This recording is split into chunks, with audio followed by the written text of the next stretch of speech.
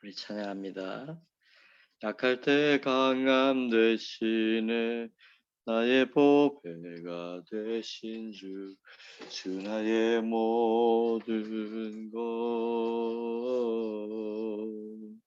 주 안에 있는 보물을 나는 포기할 수 없네. 주 나의 모든 것. 예수 어린 양 존귀한 이름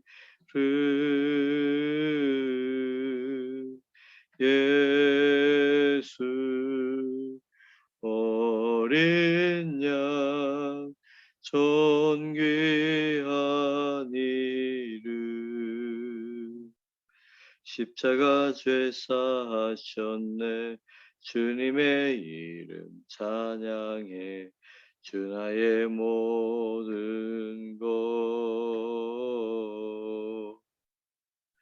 쓰러진 나를 세우고 나의 빈잔을 채우네 주 나의 모든 것 예수 어린 양 존귀한 이름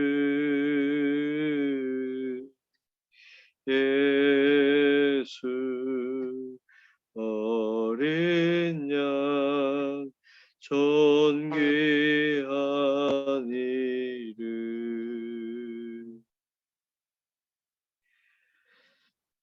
하나님 아버지 이 새벽에도 아버지 앞에 예배합니다. 존귀하신 주님을 찬양합니다. 우리의 구세주가 되신 예수님께 모든 감사와 영광을 올려드립니다. 이 새벽에 이 예배 가운데 임재하여 주시고 우리 모두에게 하나님의 크신 은혜로 임하여 주옵소서. 아버지여 이 민족 이 땅 가운데 하나님의 긍휼을 베풀어 주시고 그리하여 이 민족 가운데 하나님의 놀라운 부흥의 역사가 일어나게 하여 주옵소서. 오늘 하루의 삶 가운데도 주님을 기쁘시게 하는 하루가 되게 하여 주시옵소서. 예수님의 이름으로 기도드리옵나이다. 아멘. 내 주를 가까이 하게 함은 십자가 짐 같은 고난이나 내 일생 소원은 늘 찬송하면서 주께도 나가기 원합니다. 내 고생하는 것 옛 야곱이 돌베개 배우자 갔습니다. 꿈에도 소원이 늘 찬송하면서 주께도 나가기 원합니다. 천성에 가는 길 험하여도 생명길 되나니 은혜로다. 천사 날 부르니 늘 찬송하면서 주께로 나가기 원합니다. 야곱이 잠게요 일어나누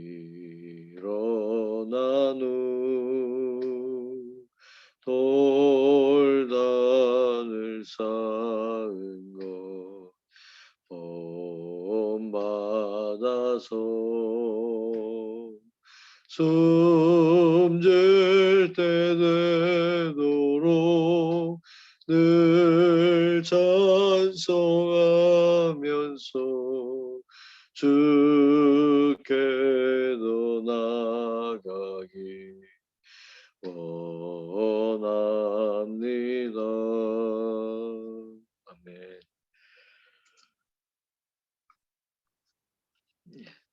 지도를 보면요, 지금 우리가 사도행전 하고 있는 말씀 가운데 나오는 지명들이 대부분 다 나오고 있습니다. 제일 밑에 예루살렘이 있고요. 그리고 요단강을 지나서 쭉 위쪽으로 올라가면 다메섹입니다. 사울이 이 여정으로 다메섹으로 올라가서 예수 믿는 사람 잡으려고 하다가 거기서 가는 길에 예수님을 만나게 되죠. 그리고 이제 위쪽으로 올라가면 우리가 지금 하고 있는 안디옥이라고 하는 지역이 나옵니다. 그리고 이 가이사랴에는 뭐가 있었죠? 우리가 유대 총독이 있었고 거기에 이제 파견받은 관리들이 거기에 있었죠. 안디옥에 이제 교회가 생기게 되고, 자, 사도 사울이 이제 예루살렘에서 빠져나와서 다메섹에서 빠져나왔죠. 그래서 다소, 제일 위쪽에 보면 다소, 고향이 다소죠. 다소에 이제 가 있다가 다시 오랜 시간이 지난 후에 바나바가 안디옥으로 다시 이제 데리고 와서 거기서 큰 무리를 1년 동안 가르쳤다라고 하는 말이 나오고, 오늘 우리가 이제 읽으려고 하는 말씀 가운데 이제 실루기아 항구로 가서 거기서 배 타고 지중해를 지나 구브로, 지금의 사이프러스죠. 거기에 가서 이제 1차 선교를 시작하는 그런 거에 나옵니다. 요게 지금 우리가 사도행전 하고 있는 곳의 지도의 모습입니다. 말씀으로 넘어가 주세요. 오늘 성령의 보내심을 받아 사도행전 13장 1절부터 5절 다 같이 봉독하시겠습니다. 안디옥 교회에 선지자들과 교사들이 있으니 곧 바나바와 니게르라 하는 시므온과 구레네 사람 루기오와 분봉왕 헤롯의 젖돈생 마나엔과 및 사울이라. 주를 섬겨 금식할 때에 성령이 이르시되 내가 불러시키는 이를 위하여 바나바와 사울을 따로 세우라 하시니, 이에 금식하며 기도하고 두 사람에게 안수하여 보내니라. 두 사람이 성령의 보내심을 받아 실루기아에 내려가 거기서 배 타고 구브로에 가서 살라미에 이르러 하나님의 말씀을 유대인의 여러 회당에서 전할세 요한을 수행원으로 두었더라. 아멘.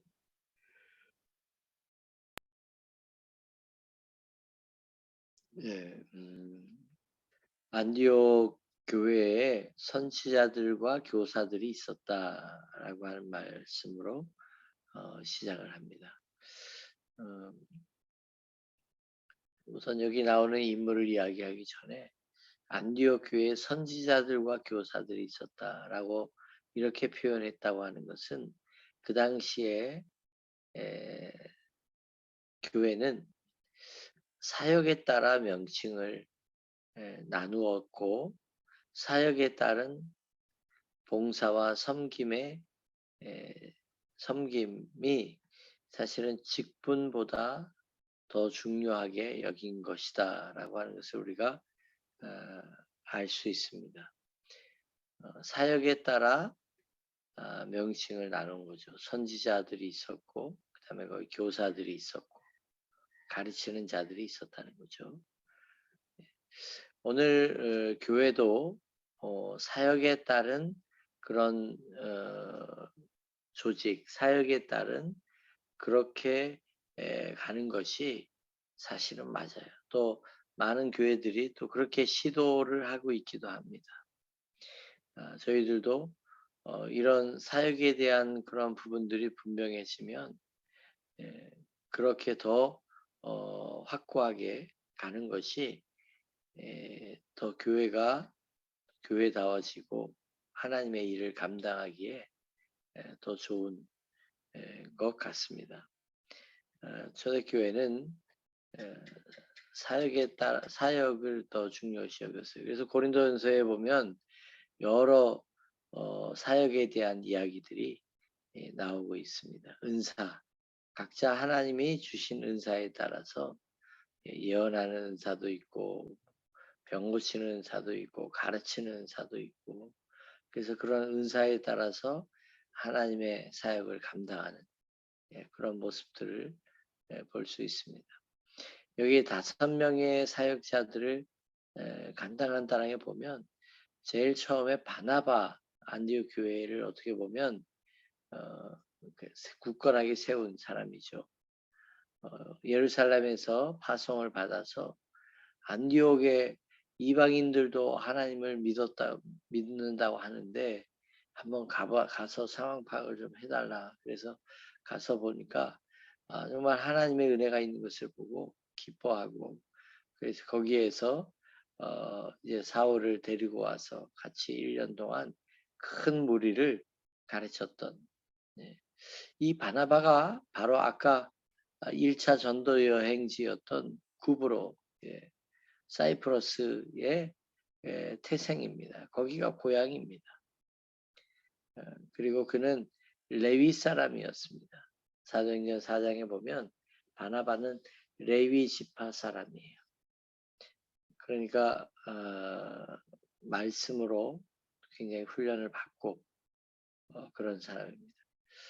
그래서 예루살렘에서 파송되어 왔고 안디옥 교회의 개척부터 열심으로 이 하나님의 사명을 감당한 그런 사람이 바나바였어요. 자, 그다음에 니게르라는 시몬이 나오는데 니게르라고 하는 말의 의미가 검다라고 하는 말이에요. 그래서 니그로라고 하는 말이 나왔어요. 그러니까 이 검은 사람 시므온이라고 하는 뜻으로 봐도 무방합니다. 이 시므온은 누가복음 23장에 나오는 예수님께서 십자가를 지고 가실 때 넘어지고 쓰러질 때 억지로 십자가를 진 구레네 사람 시몬이라고 추측하기도 합니다. 그렇다면 이 사람은 흑인이고 그리고 시골 사람이에요. 그 다음에 세 번째 나오는 구레네 사람 루기오. 이 구레네라고 하는 지역이 북아프리카 쪽에 위치한 그러한 지역입니다. 그래서 이 사람도 이 흑인이 아닐까라는 그런 추측을 하고 있습니다. 이 예수님의 십자가를 대신 진 것으로 알려진 시므온도 그의 고향이 구레네라고 합니다. 자, 네 번째 나오는 사람이 분봉왕 헤롯의 젖동생 마니엔이라는 사람도 있어요. 여기서 젖동생이라고 하는 말의 뜻은 궁에서 같이 교육을 받고 자란 아이들에게 붙이는 말입니다. 그러니까 마니엔이라고 하는 사람은 그 당시에 갈릴리를 통치했던 헤롯과 궁정에서 함께 자란 그런 왕족이라는 거죠. 같이 교육을 받은 것으로 봐서 같은 왕족에 속한 사람. 그다음에 다섯 번째 사울이 나오죠. 사울은 바리새인이고 그 당시에 학문의 중심지였던 교육의 도시였던 다소에서 태어났고 로마의 시민권을 가지고 있었고 예루살렘에서 가말리엘이라고 하는 존경받는 그런 어, 선생님의 문화에서 공부를 했던 그런 사람. 처음에 예수 믿는 사람을 박해했고 그 다음에 예수님 담에색 가는 길에 예수님 만나서 이제 복음을 전하는 사람으로 변화된 사람입니다. 자 여기 어, 5명의 이 사람들을 쭉 보면 지역도 다르고요. 그리고 출신 성분도 너무나 다릅니다. 그렇죠? 그리고 지역마저도 멀리서 온 사람도 있고 왕족도 있고 또 철저하게 바리새인도 있고 레위 사람도 있고 이렇게 태어난 배경과 또 자란 환경과 그다음에 사회적인 그런 지위와 예, 배경 이런 환경도 다 달랐지만 이들은 하나님의 사명 앞에서 자신들에게 주어진 그런 은사를 따라 선지자와 그다음에 교사의 역할을 잘 감당했다는 거예요. 그래서 안디옥 교회가 하나가 되고 그곳에 하나님의 말씀이 왕성해지고 하나님의 부흥의 역사가 그곳에 있었습니다. 자, 이렇게 차이가 나고 이렇게 전혀 다른 환경의 사람들이 있었음에도 불구하고 이들이 안디옥 교회는 성령으로 하나 된 교회였습니다. 그래서 그들은 오늘 읽은 말씀 두 번째 보면 주를 섬겨 금식할 때 그렇게 이제 말씀을 또 이야기하고 있습니다. 안디옥 교회는 하나님을 섬기고 하나님을 믿을 때 정말 간절하게 하나님 앞에 나아가고 하나님을 믿었던 것 같습니다. 주를 섬겼다라고 표현하지 않고 금식까지 했다라고 표현합니다. 여러분 금식은 하나님을 향한 절박함에서 하는 것입니다. 생명을 걸고 하는 것입니다. 간절함 속에서 하는 것입니다. 그러니까 그냥 주님을 섬기는데 그냥 대충 적당히 교회만 다닌 것이 아니라 그들은 이 간절함과 이 절박함을 가지고 하나님을 섬기고 하나님을 믿었다는 것입니다. 자, 이런 자세와 이런 모습으로 하나님을 믿고 따르고 섬길 때에 성령께서 그들 가운데 역사하시고 그들 가운데 말씀하셨습니다. 이 말씀은 바나바와 사울을 따로 세워서 파송하라는 것입니다. 안디옥 교회에서 가장 중요한 이 지도자 두 사람을 따로 선교하기 위하여 파송하라고 그렇게 말씀하고 있습니다. 자, 우리가 여기서 하나님을 향하여 간절하게 믿고 섬기고 그렇게 할 때에는 하나님의 인도하심, 성령의 세미한 음성을 듣고 그 음성에 순종하면서 살아갈 수 있어요. 우리의 믿음도 그렇게 갈 수 있어요. 그러나 우리가 하나님을 향하여 열린 마음이 없고 하나님보다도 세상을 향한 그런 마음으로 우리 마음이 가득 차 있다면 하나님의 세미한 그 음성을 우리는 듣지 못할 것입니다. 그렇기 때문에 그 당시에는 핍박과 어려움으로 인하여 금식 했고 지금은 괜찮고 이게 아닌 것 같아요. 이 말씀을 읽으면서 저도 아 우리도 각자 또는 교회적으로도 때로는 금식 기도를 선포하고 우리가 기도해야 되겠다.